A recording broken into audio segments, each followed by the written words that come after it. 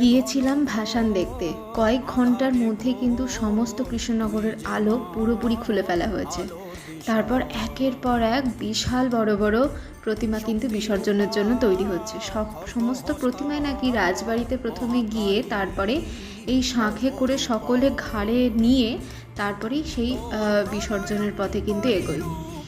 আমরা রাত্রি 12:30টার সময় গিয়েছিলাম, ফিরেছি রাত্রি 2-2:30 নাগাদ। সারা রাত কিন্তু ঠাকুর বিসর্জন হচ্ছে, আমরা অতক্ষণ থাকতে পারিনি। এইভাবেও যে বিসর্জন হতে পারে আর এত যে ভিড় হতে পারে বিসর্জনের সময়তে, এ কিন্তু আমি আগে কখনো বুঝিনি, জানিও নি, ইভেন আমি দেখিও নি। এটা আমার ভাগ্য যে আমি কৃষ্ণনগরে এসে জগদ্ধাত্রী পুজোতে এত সুন্দর একটা বিসর্জনের মুহূর্ত কাটাতে পারলাম। লাস্ট আমরা দেখেছি সোনা মাকে, এত সুন্দর লাগছিল, মানে বলার বাইরে। যাই হোক, তোমাদের ভিডিওটা কেমন লাগলো অবশ্যই জানিও। আজকের মতো ভিডিওটা শেষ করছি, টাটা।